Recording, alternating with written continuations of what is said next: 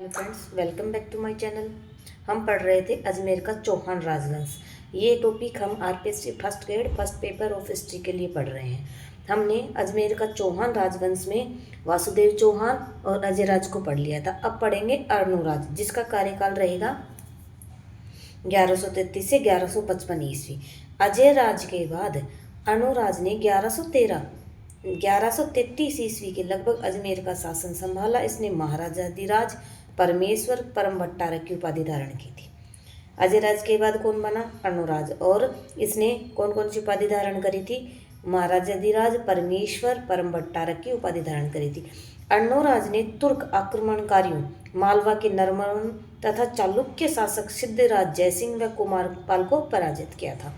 चालुक्य शासक सिद्धराज जयसिंह व अर्णोराज के बीच संघर्ष 1134 ईस्वी में हुआ था। पराजय के बाद जयसिंह ने अपनी पुत्री कांचन देवी का विवाह अर्णोराज के साथ करके उसके साथ संधि कर ली थी। चालुक्य शासक कौन था? सिद्धराज जयसिंह।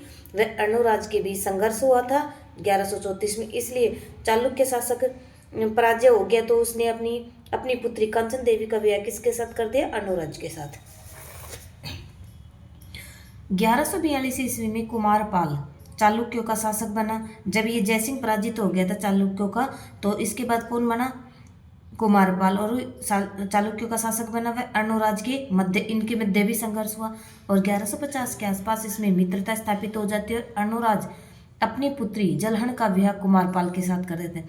पहले तो जयसिंह ने अर्णोराज के साथ अपनी पुत्री का विवाह किया था, फिर बाद में कुमारपाल शासक बना। कुमारपाल शासक इनके मध्य भी संघर्ष चलता है और फिर बाद में इनके 1150 के आसपास में मित्रता स्थापित हो जाती है। तो अर्णोराज अपनी पुत्री जलहण का विवाह कुमारपाल के साथ कर देता है। प्रबंध चिंतामणि में प्रबंध कोश नामक ग्रंथों से ज्ञात होता है कि कुमारपाल व अर्णोराज के बीच युद्ध आबू के निकट हुआ था। अर्णोराज ने अजमेर में आना सागर झील व पुष्कर में वराह मंदिर का निर्माण करवाया था। अजमेर में आना सागर झील और पुष्कर में वराह मंदिर का निर्माण किसने करवाया था? अर्णोराज ने करवाया था। अर्णोराज ने अजमेर में खरतरगच्छ के अनुयायियों के लिए भूमिदान दी थी। देवबोध धर्म घोष इनके समय के प्रकांड विद्वान थे। अर्णोराज के समय में विद्वान कौन कौन थे? एक तो देवबोध और धर्म घोष, जिनको उन्होंने सम्मानित किया था। और अर्णोराज की उनके पुत्र जगदेव ने हत्या कर दी। अर्णोराज के उनके पुत्र थे जगदेव, उन्होंने हत्या कर दी थी, पर जगदेव केवल 3 वर्षों तक ही शासन कर पाया। फिर बाद में बीसलदेव चौहान या विग्रहराज चतुर्थ शासक बनते हैं और 1158 से इनका कार्यकाल 1163 ईस्वी रहता है। जगदेव के पश्चात विग्रहराज चतुर्थ बीसलदेव 1158 के लगभग अजमेर का शासक बनता है और उन्होंने गजनी के शासक अमीर खुसरू शाह हमीर व दिल्ली के तोमर शासक तंवर को परास्त किया। दिल्ली को अपने राज्य में मिलाया। दिल्ली पर अधिकार करने वाला यह प्रथम चौहान शासक था। क्या करा उसने गजनी के शासक अमीर खुसरू शाह हमीर व दिल्ली के तोमर शासक तंवर को परास्त किया और दिल्ली को अपने राज्य में मिला लिया था और दिल्ली पर अधिकार करने वाला प्रथम चौहान शासक था। विग्रहराज ने चालुक्य शासक कुमारपाल से पाली, नागौर व जालोर छीन लिए। विग्रहराज ने क्या किया? या विग्रहराज चतुर्थ कह सकते हैं, बीसलदेव। और इन्होंने क्या करा? चालुक्य शासक था कुमारपाल, उनसे पाली, नागौर, जालोर छीन लिया और उन्हें तथा भंडारकों को भी पराजित किया था। सोमदेव जो बीसलदेव का राजकवि था, ललित विग्रहराज नाटक की रचना की। ललित विग्रहराज के नाटक की रचना किसने करी? सोमदेव ने, जो कि बीसलदेव का राजकवि था। इसने इंद्रपुर की राजकुमारी देसल देवी व बीसलदेव के प्रेम प्रसंग का भी वर्णन है। इसके एक अन्य दरबारी विद्वान कौन था? नरपति नालय, जिसने बीसलदेव रासु नामक ग्रंथ की रचना की। बीसलदेव रासु ग्रंथ की रचना किसने करी? नरपति नालय ने।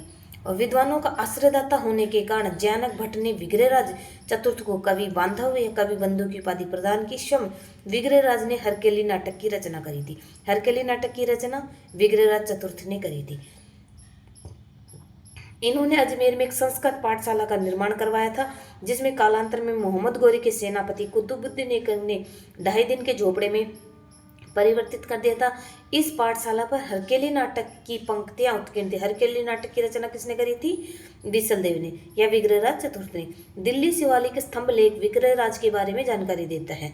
दिल्ली का शिवालिक स्तंभ लेख है जो विग्रहराज के बारे में हमें जानकारी देता है।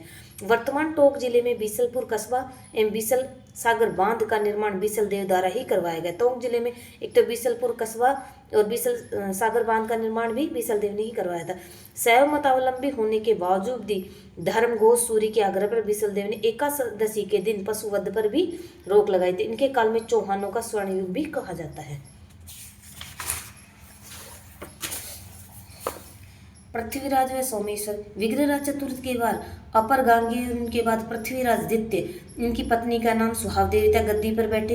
विग्रहराज चतुर्थ के बाद कौन बैठा था गद्दी पर? अपर गांगी, और उसके बाद पृथ्वीराज द्वितीय बैठा था। और 1169 ईस्वी में ईस्वी तक शासन किया और पृथ्वीराज ने यामिनी वंश के खुसरू शाह मलिक को पराजित किया था। पृथ्वीराज द्वितीय की निसंतान मृत्यु होने पर उनका चाचा था अर्णोराज का सबसे छोटा पुत्र, जो कि गुजरात की राजकुमारी कांचन देवी से पैदा हुआ था, सोमेश्वर अजमेर का शासक बना। अजमेर पृथ्वीराज द्वितीय था, इसकी निसंतान मृत्यु हो जाती है। इसके बाद सोमेश्वर अजमेर का शासक बना और सोमेश्वर की पत्नी कपूरी देवी कलचुरी शासक अचल की पुत्री थी। सोमेश्वर ने प्रताप लंकेश्वर की उपाधि धारण की। प्रताप लंकेश्वर की उपाधि किसने धारण करी थी? सोमेश्वर ने। इसने अजमेर में कल्प वृक्ष का निर्माण भी करवाया था। कपूरी देवी से उनके पृथ्वीराज तृतीय, हरिराज नामक दो पुत्र हुए थे। पृथ्वीराज तृतीय और हरिराज नामक। पृथ्वीराज चौहान फिर 1177 से 92 ईस्वी तक अजमेर के चौहान वंश के अंतिम प्रतापी शासक पृथ्वीराज चौहान या राय पिथौरा, जिनका जन्म 1166 ईस्वी में गुजरात की तत्कालीन राजधानी अनहिलपाटन में हुआ था। पृथ्वीराज चौहान यह अजमेर का चौहान वंश का अंतिम प्रतापी शासक था। इनको राय पिथौरा के नाम से भी जाना जाता है। 1166 में इनका अनहिलपाटन में जन्म हुआ था और पृथ्वीराज केवल 11 वर्ष की आयु में अपने पिता की मृत्यु के बाद शासक बने थे। प्रारंभ में उनकी माता कपूरी देवी, प्रधानमंत्री कदम्बवास कैमास व सेनाध्यक्ष भुवनमल्ल का उनका सहयोग प्राप्त हुआ। स्कंद, वामन, शोड और पद्म नाम आदि पृथ्वीराज के अन्य मंत्री थे। पृथ्वीराज ने प्रारंभिक वर्षों अपने विरोधियों चचेरे भाई नागार्जुन व भंडान को पराजित किया। इससे उनका राज्य दिल्ली की ओर से अजमेर की ओर विस्तृत हो गया था। और 1182 ईस्वी में पृथ्वीराज ने महोबा के चंदेल शासक को परमर्दी देव को भी हराकर तुमुल का युद्ध हुआ था, जिसमें इसने परमर्दी देव को हराया और वहां अपना अधिकार कर लिया। विजयी पृथ्वीराज पंजुन राय को महोबा का प्रशासक नियुक्त कर लौट आए थे। महोबा पर पृथ्वीराज के आक्रमण के दौरान चंदेलों के दो सेना नायक आल्हा व उदल अपने अद्भुत शौर्य के कारण इतिहास में अमर हो गए। दोनों इसमें वीर गति को प्राप्त हो गए थे। आल्हा उदल किसके सेना नायक थे? चंदेलों के। चालुक्यों पर विजय। गुजरात के चालुक्यों और अजमेर के चौहानों के बीच दीर्घकाल में संघर्ष चला आ रहा था, किंतु सोमेश्वर के शासनकाल में दोनों मैत्रीपूर्ण संबंध रहे और पृथ्वीराज तृतीय के समय संघर्ष पुनः चालू हो गया था।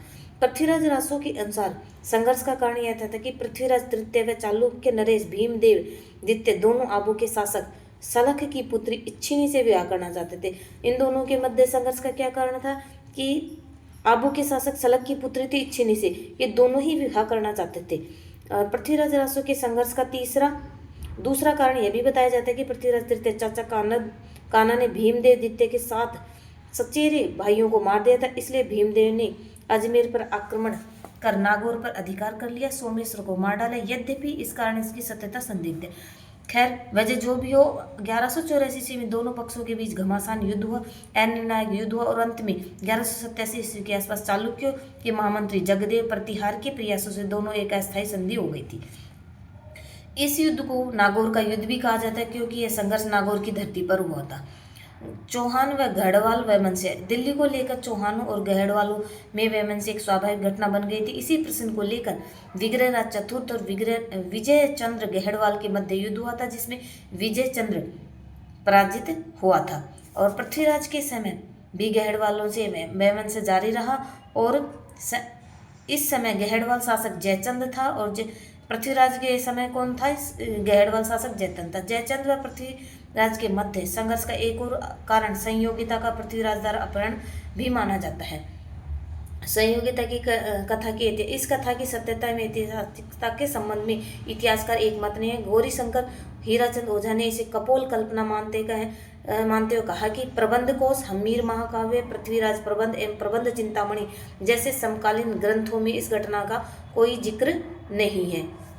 रोमिला थापर एवं डॉक्टर R.S. त्रिपाठी ने भी इसे सही नहीं माना और समकालीन फारसी तवारीखों के में इस घटना का वर्णन नहीं मिलता है, किंतु अबुल फजल ने इसका वर्णन अवश्य किया है। दशरथ शर्मा का मत है कि हम्मीर महाकाव्य तथा रंभा मंजरी में ढेर सारी गलतियां हैं, तो इनमें वर्णन न मिलने से ढेर सारी घटना को ही काल्पनिक मान लिया जाए, यह उचित नहीं है, क्योंकि घटना की सत्यता को स्वीकार करते हुए बताया है कि प्रेम जीवन का एक अंग और वह सत्य वास्तविक है। यह घटना घटी हो तो कोई आश्चर्य नहीं है। C.V. वैद्य एवं गोपीनाथ शर्मा ने भी इस कथा को स्वीकार किया है।